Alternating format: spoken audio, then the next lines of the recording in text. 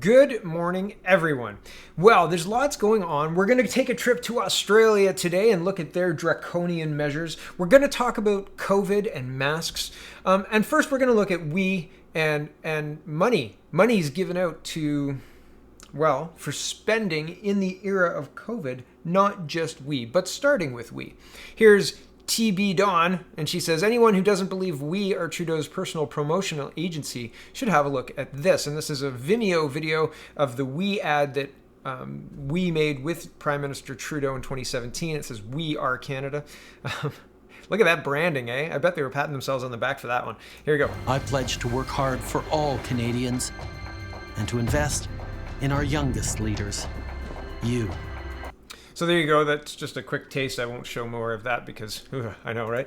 And here's how popular this liberal band of merry governors are, right? This band of parliamentarians. This is Morneau's office in downtown Toronto. So that's interesting, right? Here's the tweet about it. It says, Dan says, this isn't rural Alberta. This is Morneau's constituency office in Toronto Centre, one of the most progressive ridings in the country. Yeah. So are the Trudeau Liberals weathering this storm? I mean, as far as the government goes, they are. They've got to deal with the NDP. They've got to deal with the Bloc. The Parliament returns in September, maybe, if the emergency is over. And we're going to look at that. We're going to look at that because I don't think it matters if the emergency is over. I think it matters what the people governing us behave like is happening. Because hydroxychloroquine and zinc seem to be a really effective treatment. If we have an effective treatment, we don't need to wait for a vaccine because we have an effective treatment. If we have an effective treatment, we can protect the most vulnerable population and we can let the rest of us get herd immunity with confidence that a lot of us aren't going to die and that we aren't going to overwhelm our hospitals. But in light of all of that information, in spite of all of that information, we're continuing to see more rules. And I mean, what is it, the 4th of August now? So a lot of the mandatory mask rulings have gone into place across Canada. If your city or your county or wherever you live, the people who govern you have made a choice whether they're going to institute mandatory masks, and it's been rolled out since, I don't know, mid-July. And Guelph was one of the first, and so we were earlier than that. And people were jealous of us, and I was like, you can wear a mask if you want to, but there's no proof that this works. They use a statistical correlation. They use the fact that this cases started to go down when mandatory masks went into place in Italy and in South Korea and in New York, not South Korea. They were saying that because the mandatory masks were used in South Korea, that they had less cases. I'm not even sure how it makes sense. I've read this article a few times. I'm not even going to share it because it's the one that people are widely using to say masks work. There's no efficacy, and they're pushing it anyway. It doesn't matter. It doesn't matter what's true. Anyway, it's very, very interesting. Here is Aaron Werdick, and he's responding. He's the federal director of Canadian Taxpayers Federation. He says, the Hill Times says, maybe Trudeau should hire a director of ethics and oversight to vet potential conflicts, break serial pattern of ethics lapses, says pollsters. Yeah, fix that. Fix that serial pattern of breaking ethics laws that our prime minister seems to have. Let's fix that with another layer of bureaucracy. So you can more easily throw them under the bus. You can say, well, he missed it. I asked him if it was ethical, and he said yes because I told him if he didn't say yes, he would be fired, and I'd find somebody who said yes. And then when he said yes, I went ahead with it. And now here we are, and he's got to be held accountable. I can't believe he said yes. Right? Under those circumstances, right? Hire that director of ethics and oversight. And so anyway, Aaron says, yes, clearly what this situation calls for is an additional underling specifically designated for future under the bus throwings. Yeah. Yeah. It's a position perfectly designed for it. You agree with me until you get fired, taking the fall for the thing that I did that you were supposed to stop me for. Or that you were supposed to stop me from doing. Get him out of here. Push the big button on the desk, right, that opens the pit in the floor. Bye. Carry on with whatever thing we're discussing. SNC Lavalin or we or, well, here's Holly Doan saying, MPs have demanded to see terms of the contract with AMD Medicom Inc., the only Canadian mask supplier to win a 10-year federal contract. A 10-year federal contract? I saw some tweets that said, okay, whose daughter works here? Which I thought was very funny. I thought, man, That's Canadian humor, right? If you're talking about politics, that's Canadian humor. So here's the link to the tweet. A Quebec company was awarded $113 million contract in sole source orders for pandemic masks for 10 years, though it didn't have a factory in Canada. Right? Isn't that interesting? That's quite a big contract. I hope I didn't get the number wrong. Yeah, I think that's 113 million. That's a lot of sole source orders, right? You don't have to bid for that. Here's the link. I don't have the Blacklock's subscription. Maybe for Christmas. And moving forward, here's CP24, and they're reporting feds keep lid on company names, dollar amounts in some COVID-19 contracts. Do we think that we was just like a one-off, or do we think that maybe we've spent a lot of money, like hundreds of billions of dollars for $1 trillion debt? Is this just like, mistakes will happen and we've got to get this spending out as fast as possible? Here's the article. The federal Liberals have given companies more than $5.8 billion in pandemic-related contracts for personal protective gear and medical supplies. The latest figures provided by the government also show that about 2/5 of the total contracts awarded as of July 16th have gone to domestic suppliers, some of them having retooled operations to provide needed mask, gowns, and gloves and ventilators. Many details of the companies involved and the amounts of their contracts are being kept from public view. Nowhere is that more apparent than in the data on N95 respirator masks, where all but one of the suppliers have had their identities withheld. The one identified, AMD Medicom Inc., which is a Montreal area facility, did not have the value of its contract published, although Blacklock's found that out. Public Service and Procurement Canada updated page on COVID-19 response efforts said the government needs to keep details private to protect Ottawa's ability to obtain certain items that countries around the world are scrambling to purchase. And then they list a bunch of amounts of how much of the order they've received. I'm just going to forego that. The government has ordered 40,000 ventilators and some change, and received just under 1% at 409 ventilators. As for N95 respirators, 1/3 of the 154.5 million have been delivered. So this pandemic's pretty much over. Guelph has less than 10 cases. However, as I said, the rules are getting more draconian. And we've still got 40,000 ventilators on order. When do these get delivered? When were they scheduled to get delivered? And what do we do when we don't need them? Is there a return policy? Can we say thanks, but it doesn't look like we need them? Everything seems to be okay. I've got this quick one before we continue. Now, you know what? I'll bump this. I'll bump this to the end. Sorry. I should have done that earlier. Okay. Here is Miami police setting up mask traps, issuing $100 fines to people wearing masks improperly. $100 mask fine for wearing a mask improperly? That's in Miami, so not Canada, but it's interesting. Here's our trip to Australia that I mentioned earlier. Sky News, police have been forced, they say, into the extraordinary measures of smashing car windows to get Victorians to comply with second wave COVID-19 restrictions in Victoria. They're forced! How dare you keep your car window up? Here's the article from Sky News. Victoria police forced to smash car windows over non-compliance. This is very concerning. 4/8/2020. This is up to date. This is today in Australia. Well, yesterday in Australia. Police have been forced into the extraordinary measure of smashing car windows to get Victorians to comply with second wave COVID-19 restrictions in Victoria. On at least 3 or 4 occasions in the past week, we've had to smash the windows of people in cars and pull them out so that they could provide us their details because they weren't telling us where they were going. They weren't adhering to the chief health officer guidelines. They weren't providing their name and their addresses, Victoria Police Chief Commissioner Shane Patton said. So they're smashing car windows because they're not providing their name and address? You get out here. You could take their license plate and send them a ticket? No, you're just going to smash the car? Okay, all right. That seems crazy. That seems like the post-apocalyptic world they warned you about in all those movies in early 2000s, right? Like, if you don't listen to the police, they'll smash your windows and pull you out and say, "Hey, where do you live?" It gets worse. Mr. Patton said the discretion period for COVID-19 rules in Victoria had virtually closed, and more than 1,500 patrolling officers and PSOs would enforce the restrictions every day. It will only be in exceptional circumstances, in an exceptional circumstance, that Victoria Police will be using discretion because we just have to stop this movement, he said. In the last week, we've seen a trend of emergence, if you like, of groups of people, small groups, but nonetheless concerning groups, who classify themselves as sovereign citizens, whatever that might mean, people who don't think the law applies to them. We've seen them at checkpoints, baiting police, not providing their name and address. There are consequences for your actions, and if you're not doing the right thing, we will not hesitate to issue infringements, to arrest you, to detail you where it's appropriate. And I don't know what detail you means, but it doesn't sound good. Maybe it means smash your car windows in and remove you from your car. Australia, here's global news, August 3rd. Australian state to impose fines, deploy military to enforce coronavirus measures. It gets worse because this is the last part of the Canadian global news article, but it says, here's a quote from, I can't remember his name, Daniel Andrews, Premier Daniel Andrews.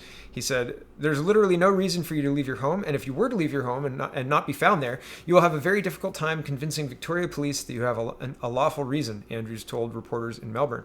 Victoria on Tuesday reported 439 new COVID cases in the past 24 hours. Andrews said 11 people have died from the virus since Monday. In total, Australia has recorded nearly 19,000 COVID cases and 232 fatalities, far fewer than many other developed nations. But we will smash your car windows and pull you out of there if you don't stay in your home. There's no reason for you to leave your home, sir.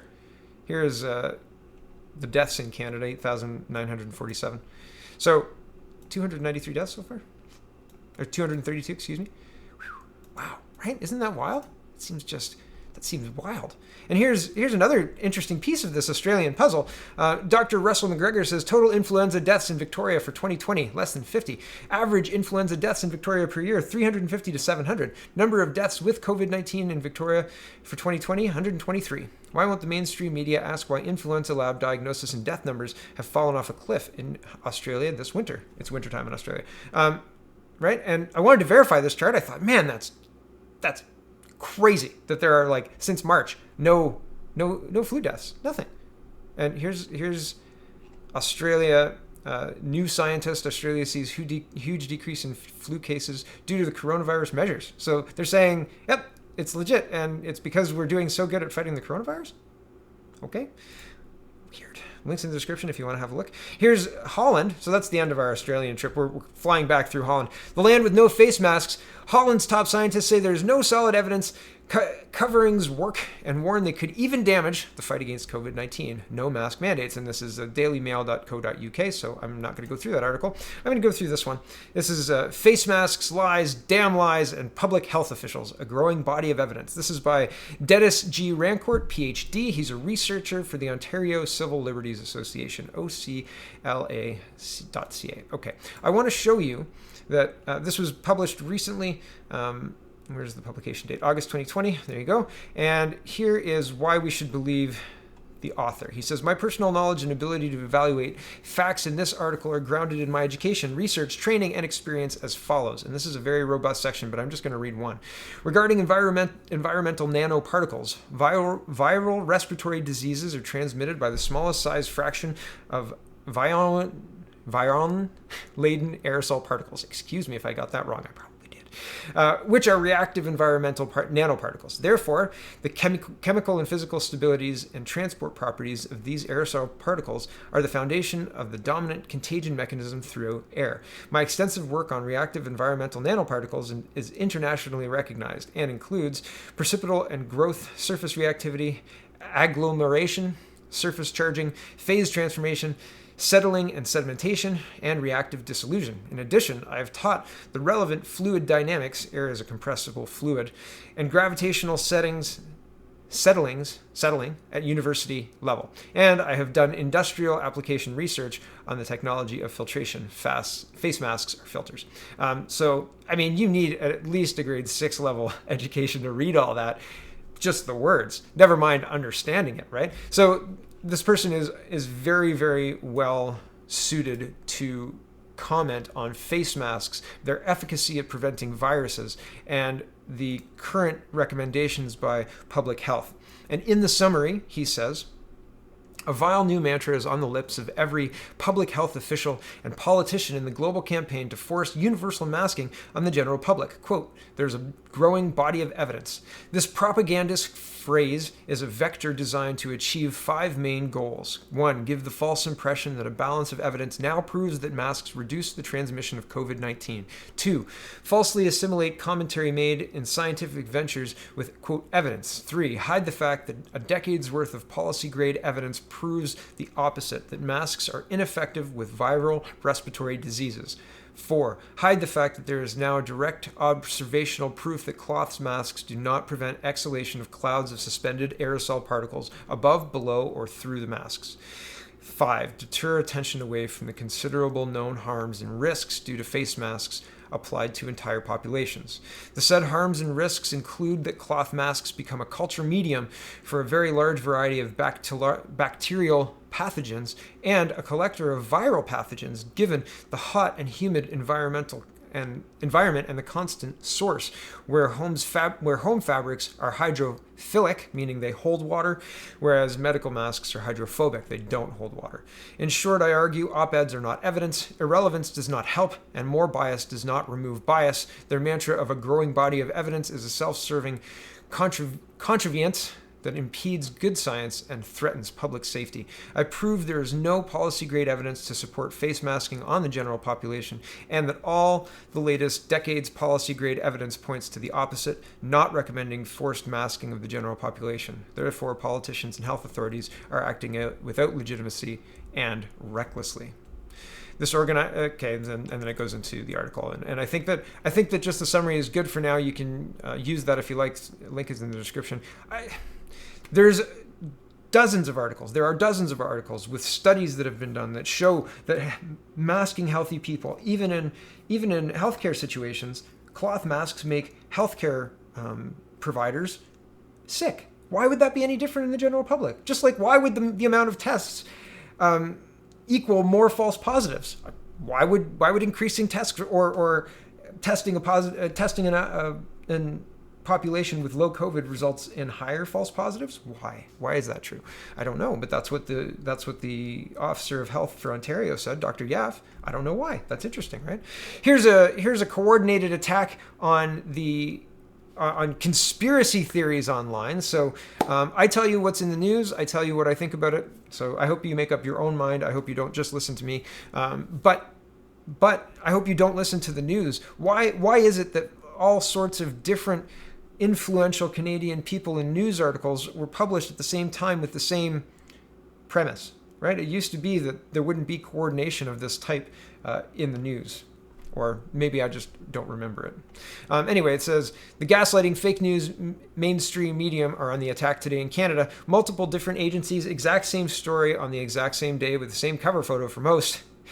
But them controlling the narrative, telling us what to think and believe must just be a conspiracy theory. I think this is just loading the population with the counterpoints, right? Like giving them the reference to say you're a conspiracy theorist. What you're saying is disinformation. It's arming your useful idiots, right? Like that's what this is doing. This is saying like, oh, it's not even being clear about which conspiracy theories necessarily. And I'm not going to read the articles because they're all the what's it called? The hypothesis that they're putting forward. Sorry, my computer just paused as well, so I hope that there's nothing wrong with the recording. The narratives they're putting forward in the tweets are not fleshed out, but I'm not reading the articles. I don't have the time right now. So maybe in the articles, the conspiracy theories are more fleshed out. Probably they are. That would make it more effective, really. But again, I'm not going to read them. I'm just going to show you. Here's Charles Adler. He says, I received an avalanche of conspiracy crap 24/7. If my Facebook page hosted coronavirus discussions, it would be littered with anti-vax, anti-mask messages. In the name of freedom, conspiracy peddlers and consumers threaten everyone's else's freedom from fear. Now, again, the anti-vax thing, they're trying to correlate people being anti-vaccination, and usually anti-vaxxers are people who won't get any vaccinations. In this context, he's trying to say people who are concerned about the COVID-19 vaccinations would be included in that group, and I think that's faulty. That's drawing a false comparison because they're very different things. And here's National Post. COVID conspiracy theories are creating a public health crisis in Canada. Actually, I think it's the newspapers that are propagating the public health crisis in Canada. Public health crisis in Canada, says MSN.com, right? Since when does MSN.com care about Canada? CBC says, half of Canadians believe one unfounded theory about COVID-19. Oh no, somebody said that it didn't originate in a Wuhan lab. Huh? That's a conspiracy theory. So it's funny, they can just dismiss it, right? And here's your evidence, here's your proof, and there's more, right? Like it's not just a little bit of stuff. There's lots and lots, CP24. And a lot of these times, these guys are just copying, pasting. This is the republished AP articles or Canadian Press or whatever. So, man, it's really interesting. What do you do with an old Twitter account, with a Twitter account of a respected public servant, right? Member of Parliament for Calgary Forest, Deepak Oprah, and his account has come to life, and it says on the first year passing anniversary of Deepak Oprah. I think that's how you say it. I'm probably saying it wrong, so I apologize. Our family has officially launched the Oprah Foundation. I'm totally saying it wrong. By partnering on the Mask Your Face, Not Your Style campaign to help change attitudes towards masks and raise money for vulnerable communities. Attitudes towards masks? My attitude towards masks is that masks are that they make breathing impossible. Attitude toward masks. Get bent. And Peter MacKay, are you ready for the next Conservative leader? And the only reason I'm saying that is because he looks like the anointed one. He looks like the one that the CPC wants to crown as the victor. All the official polls have him as the front runner, right? So I don't have a horse in that race. I'm not voting in that race. I don't trust that party, period. Looks like Derek Sloan's going to have the Maxime Bernier treatment any day, and I don't think Leslyn Lewis is going to be able to win, despite her campaign looking quite strong and her being probably the best of the candidates for beating Trudeau. But whatever happens, I think it's going to be this guy. And he says, kudos to the family of my late colleague, Deepak Oprah. Oh, that's terrible. I'm sorry I'm getting it wrong. On this excellent initiative, happy to support it. Mask your face, not your style. Deepak would be proud of you. Yes, don't you just love invoking your dead friends, right? Isn't that classy? Way to go, Peter MacKay. Just to virtue signal, right? Bring them back for the dead, just long enough to virtue signal about the current crisis. You know what Gandhi would say? Isn't it? It's just tasteless, isn't it? Like, I think you should probably retire. I think you should probably just retire the Twitter account. Okay, that's the second time my video is paused, so I'm going to stop right there and figure out why it's doing that. Thanks for watching, everybody. Check out CanadaPoly.com. Check out CanadaReport.co. Check out SpeakingMoistly.co, and have a wonderful, wonderful day as soon as I find my mouse. Okay, there it is. Have a wonderful day. Bye.